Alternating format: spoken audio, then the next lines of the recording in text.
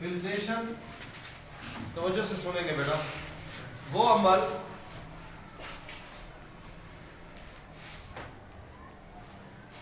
जिसमें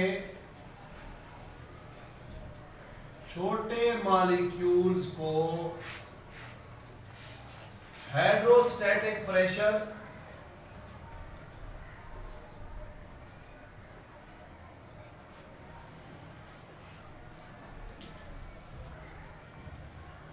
या blood pressure की मदद से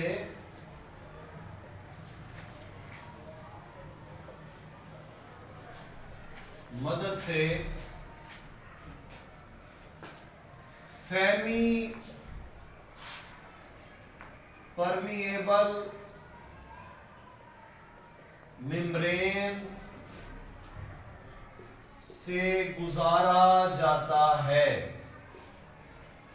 ठीक है बेटा, ख्याल करना मॉलिक्यूल छोटे हो, वो अमल जिसमें छोटे मॉलिक्यूल को हाइड्रोस्टैटिक प्रेशर, हाइड्रोस्टैटिक प्रेशर कहते हैं पानी का प्रेशर, पानी का प्रेशर, ब्लड प्रेशर कहते हैं खून का प्रेशर, की मदद से गुजारा जाता है। किसमें से? सेमी परमिएबल मेम्ब्रेन में से। किसमें से? सेमी परमिएबल मेम्ब्रेन में से उसको गुजारा जाता है। इस अमल को फिल्ट्रेशन कहते हैं। इस अमल को क्या कहते हैं? फिल्ट्रेशन कहते हैं। फिल्ट्रेशन वो अमल है जिसमें छोटे मॉलिक्यूल्स को, मॉलिक्यूल छोटे हों जैसे पानी है, नमक है, ग्लूकोज है, ये छोटे मॉलिक्यूल्स हैं, इनको गुजारा जाता है हाइड्रोस्टैटिक प्रेशर यानी पानी के प्रेशर से या ब्लड प्रेशर से।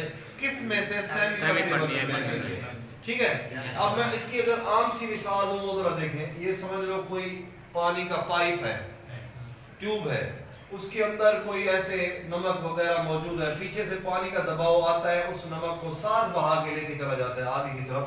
इस अमल को भी फिल्ट्रेशन कहेंगे।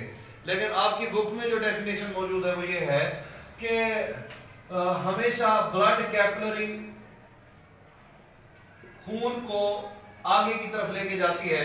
ब्लड कैपिलरी के अंदर ब्लड प्रेशर होता है ज्यादा। ब्लड प्रेशर क्या होता है? ज्यादा होता है। जब ब्लड प्रेशर ज्यादा होता है तो उन कैपिलरीज के अंदर मौजूद होता है पानी और नमक, पानी और नमक उस कैपिलरीज के अंदर मौजूद होता है। तो उस ब्लड प्रेशर की मदद से उस पानी को और नमकियात को आगे भेज दिया जाता है, सेमी परमिएबल मेम्ब्रेन में से गुजारा जाता है।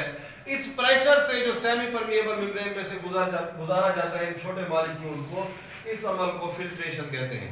लेकिन उस सेमी परमिएबल मेम्ब्रेन में से प्रोटीन, कार्बोहाइड्रेट्स, लिपिड्स, ये जो खुराक के अज्जा हैं, ये बड़े मॉलिक्यूल हैं, वो उसमें से नहीं गुजर सकते।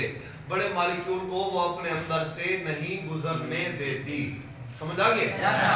उसके बाद है बेटा एक्टिव ट्रांसपोर्ट। उसके बाद क्या है? Active transport. Active transport, active transport कहते हैं मॉलिक्यूल्स का कम इर्तिकाज से ज्यादा इर्तिकाज की तरफ हरकत करना एक्टिव ट्रांसपोर्ट कहलाता है। मॉलिक्यूल्स का कम इर्तिकाज से ज्यादा इर्तिकाज की तरफ हरकत करना क्या कहलाता है? Active transport. जो मॉलिक्यूल होते हैं बेटा, वो जब कम तादाद से ज्यादा की तरफ जाएंगे उसे कहते हैं एक्टिव ट्रांसपोर्ट। ठीक है, इसको समझने के लिए एक कैरियर प्रोटीन या ट्रांसपोर्ट प्रोटीन जिसका नाम है sodium potassium pump, sodium potassium pump की मिसाल दी जाती है। वो कैसे है बेटा? आपने सेल मेम्ब्रेन की डेफिनेशन आपने उसके बारे में पढ़ा था फ्लूइड मोज़ेक मॉडल के मुताबिक, याद है? Yes sir. Fluid mosaic model में आपने पढ़ा था कि ये लिपिड की बाई लेयर होती है, लिपिड की दोहरी तह होती है जिसके अंदर प्रोटीन के मॉलिक्यूल धंसे हुए होते हैं। याद है कुछ? Yes sir. वही वाले देखें, ये समझ लो लिपिड है, ये लिपिड है, ये दरमियान में इसके प्रोटीन के मॉलिक्यूल हैं, इस जगह पे मौजूद होते हैं गार्ड सेल जो मॉलिक्यूल को आने देते हैं या आने देते हैं। ऊपर वाला जो हिस्सा है इसे कहते हैं सेल का बाहर वाला हिस्सा, और नीचे वाला जो है वो सेल का अंदर वाला हिस्सा। सेल के बाहर वाले हिस्से में मौजूद होते हैं सोडियम आयन्स ज्यादा, और सेल के बाहर वाले हिस्से में पोटाशियम आयंस होते हैं तादाद में कम। इसी तरह सेल के अंदर वाले हिस्से में पोटाशियम आयंस होते हैं ज्यादा और सोडियम आयंस होते हैं कम। हमने जो तारीफ पढ़ी है वो ये पढ़ी है कि मॉलिक्यूल का कम इर्तिकाज से ज्यादा इर्तिकाज की तरफ जाना। सेल के बाहर वाले इलाके में हिस्से में किसकी तादाद कम है? पोटाशियम की कम है, पोटाशियम की। तो वो पोटाशियम उस कम तादाद से जाते हैं ज्यादा की तरफ, सेल के अंदर वाले इलाके की तरफ, जहां पे उसका इर्तिकाज, जहां पे उसकी तादाद पहले से क्या है? ज्यादा है। इस अमल को हम क्या कहेंगे? जबकि अंदर सेल के अंदर वाले हिस्से में सोडियम आयंस की तादाद क्या है? और वो कम से जा रहे हैं किसकी तरफ? ज्यादा की तरफ, बाहर वाले हिस्से की तरफ, जहां पे उसका इर्तिकाज पहले से ज्यादा है। तो इस अमल को भी हम क्या कहेंगे?